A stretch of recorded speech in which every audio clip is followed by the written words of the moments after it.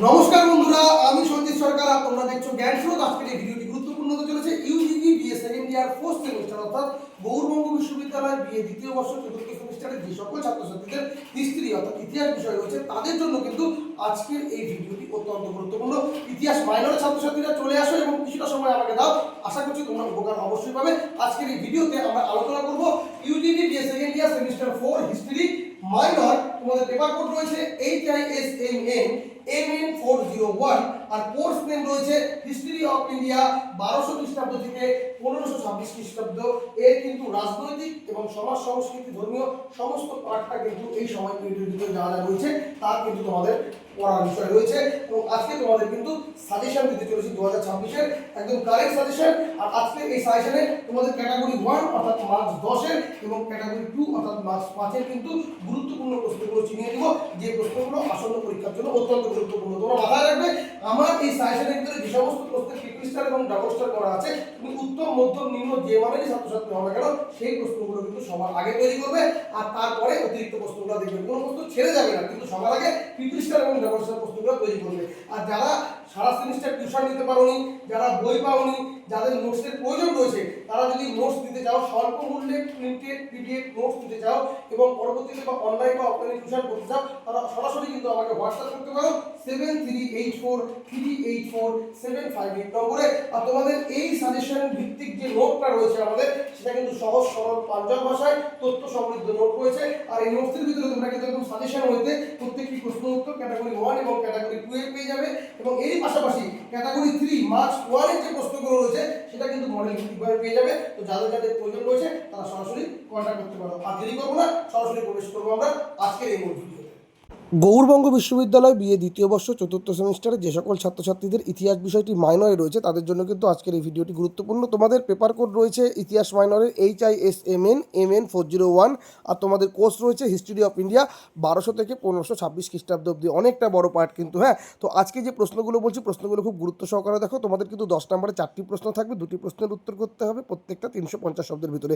আমি যে 10 নম্বরের প্রশ্নগুলো দিচ্ছি একটু ভালো করে লক্ষ্য রাখো, কারণ এই প্রশ্নগুলোর ভিতর থেকে কিন্তু লুকিয়ে আছে বেশ কিছু 5 নাম্বার, যে 5 নাম্বারগুলো তোমরা কিন্তু বড় প্রশ্নগুলো পড়লেই হয়ে যাবে। তো প্রথম প্রশ্ন তোমরা দেখবে ভক্তিবাদী আন্দোলন সম্পর্কে আলোচনা করো। আর এই প্রশ্নটা পড়লে গুরু নানক, কবি শ্রী চৈতন্যদেব, এই পার্টগুলো তোমরা কিন্তু বড় নোটের মধ্যেই পেয়ে যাবে। তো আশা করছি এই নোটটা কিন্তু খুব ভালো করে তোমরা দেখবে, খুবই গুরুত্বপূর্ণ রয়েছে। 2 নম্বর, বাংলার স্বাধীন সুলতানি শাসনের প্রতিষ্ঠাতা ইলিয়াস শাহ সম্পর্কে লেখো বা ইলিয়াস শাহী বংশের অবদান লেখো। এই পার্টটা পড়লে ইলিয়াস শাহ এবং হোসেন শাহী রাজবংশের অধীনে বাংলা সাহিত্যের পার্ট, তারপরে একডালা দুর্গ, এই পার্টগুলো তোমরা একটু দেখে রাখবে। 3 নম্বর, ইক্তা প্রথা বা ব্যবস্থা সম্পর্কে আলোচনা করো। বিভিন্ন সুলতানের আমলে ইক্তা কেমন ছিল বর্ণনা করো। এখান থেকে 5 নম্বর বলতে পারে ইক্তা প্রথা, বড় প্রশ্ন না দিয়ে, বা ইক্তাদার বলতে পারে। 4 নম্বর, বিজয়নগর সাম্রাজ্যের আর্থসামাজিক বা অর্থনৈতিক সামাজিক এবং সাংস্কৃতিক অবস্থা আলোচনা করো। বা এরকমও আসতে পারে, যদি বড় প্রশ্ন না আসে, বিজয়নগরের রাজা কৃষ্ণদেব রায় বিখ্যাত কেন, বা তার আমলে সাহিত্য সংস্কৃতির বিকাশ কেমন হয়েছিল, বা বিজয়নগরের কৃষি ব্যবস্থা বলতে পারে। গুরুত্বপূর্ণ নায়ক প্রথা বা নায়াঙ্কার ব্যবস্থা খুব গুরুত্বপূর্ণ। এই পার্টগুলো কিন্তু গুরুত্ব সহকারে দেখবে। 4টা প্রশ্নই কিন্তু গুরুত্বপূর্ণ রয়েছে মান 10-এর জন্য। আর 10-এ না আসলে কিন্তু 5-এর টুকরো প্রশ্ন এখান থেকে আসতেই পারে, তবে 10-এর জন্যই সবচেয়ে বেশি গুরুত্বপূর্ণ। এরপরে তোমরা 5 নম্বর প্রশ্ন হিসাবে দেখবে সুলতানি আমলে ভূমি রাজস্ব ব্যবস্থা, কৃষি উৎপাদন ব্যবস্থা বা কৃষিকার্যে ব্যবহৃত বিভিন্ন যন্ত্র এবং বিজ্ঞান প্রযুক্তি ও নগরায়ন সম্পর্কে আলোচনা করো। আর এই পাঠটা পড়লে তোমরা কিন্তু সুলতানের যুগের কৃষিজ পণ্য, সুলতানের যুগের কর ব্যবস্থা, আমির ওহি, জিজিয়া কর, এই পাঠগুলো পেয়ে যাবে। 6 নম্বর, আলাউদ্দিন খলজি দাক্ষিণাত্যের অভিযান এবং বাজার দর নিয়ন্ত্রণ নীতি ও শুল্ক নীতি আলোচনা করো। এখানে তোমরা কিন্তু মালিক কাফুর, আলাউদ্দিন খলজির বাজার নিয়ন্ত্রণ নীতি, শাহানা ই মান্ডি, দাগ ও হলিয়া, এই পাঠগুলো দেখতে পাবে। 7 নম্বর, মোহাম্মদ বিন তুগলকের রাজত্বকালের প্রধান ঘটনাগুলি কী ছিল, তুমি কি তাকে বৈপরীত্যের সংমিশ্রণ বলে মনে করো। প্রশ্নটা নানাভাবে ঘুরিয়ে আসতে পারে। মোহাম্মদ বিন তুগলকের সময় রাজধানী স্থানান্তরের কারণগুলি আলোচনা করো, অথবা মোহাম্মদ বিন তুগলকের সময় 3টি পরিকল্পনা আলোচনা করো, তাকে কি বৈপরীত্য সংমিশ্রণ বলা যায়। অথবা এরকমও প্রশ্ন বলতে পারে, সুলতান মোহাম্মদ বিন তুগলকের ব্যর্থতার কারণ ও সাম্রাজ্য ধ্বংসের জন্য তিনি কতখানি দায়ী ছিলেন বিচার করো, বা সুলতানি সাম্রাজ্যের পতনে তার ভূমিকা আলোচনা করো। এই পার্টগুলো কিন্তু অবশ্যই দেখবে। এই 7টা প্রশ্ন গুরুত্বপূর্ণ রয়েছে। 8 নম্বর প্রশ্ন, সুলতানি সাম্রাজ্যের প্রকৃত প্রতিষ্ঠাতাকে, দিল্লি সুলতানি সাম্রাজ্যের সংহতিকরণে ইলতুৎমিশের ভূমিকা আলোচনা করো। এখান থেকে তোমরা বন্দেগানি, চাইলিগান বা 40 চক্র, এই পাঠগুলো পেয়ে যাচ্ছ। 9 নম্বর, দক্ষিণ ভারতে বাহমনি রাজ্যের ইতিহাস ও মাহমুদ গাওয়ানের ভূমিকা আলোচনা করো। এখান থেকে 5 নম্বর হিসাবে মাহমুদ গাওয়ান বা বাহমনি সাম্রাজ্য বলতে পারে। এই 9টা প্রশ্ন তোমাদের মূল ইম্পর্টেন্ট প্রশ্নের মধ্যে রয়েছে। তার ভিতরে প্রথম 7টা বেশি গুরুত্বপূর্ণ, তার ভিতরে প্রথম 4টা আরও বেশি গুরুত্বপূর্ণ। অতিরিক্ত প্রশ্ন হিসাবে দেখবে বলবনের রাজতান্ত্রিক আদর্শ আলোচনা করো, বা প্রশ্ন আসতে পারে বলবনের রক্তলোহ নীতি। তারপরে পরবর্তী প্রশ্ন দেখবে দিল্লি সুলতানি শাসনে ধর্ম ও উলেমাদের ভূমিকা, অথবা দিল্লি সুলতানি শাসনকে কি ধর্মাশ্রয়ী বলা যায়, যুক্তিসহ ব্যাখ্যা করো। এখানে বড় প্রশ্ন না দিলে 5 নাম্বার আসতে পারে ধর্মাশ্রয়ী রাষ্ট্র বা সুলতানি আমলে হিন্দু মুসলিম বোঝাপড়া। 12 নম্বর মঙ্গল কারা, তাদের আক্রমণ ও সুলতানি সাম্রাজ্যের প্রতিরোধ ব্যবস্থা। এই পার্টটা দেখবে অবশ্যই মঙ্গল আক্রমণ, এবং এখান থেকে 5 নম্বর হতে পারে মঙ্গল কারা ছিলেন বা চেঙ্গিস খা। এবং পরবর্তী প্রশ্ন দিল্লি সুলতানি যুগ ইতিহাসের উপাদানগুলি সম্পর্কে আলোচনা করো, সুলতানি যুগের। এখানে দেশীয় সাহিত্য, শিলালিপি, মুদ্রা, আবার মধ্যকালীন ইতিহাস রচনায় পারস্য তারিখের ঐতিহ্যের গুরুত্ব আলোচনা করো। পারস্য তারিখের ঐতিহ্য 5 নম্বরে আসতে পারে। আর লাস্ট সুলতানি সাম্রাজ্যের পতনের বা ধ্বংসের বা অবসানের কারণগুলি আলোচনা করো।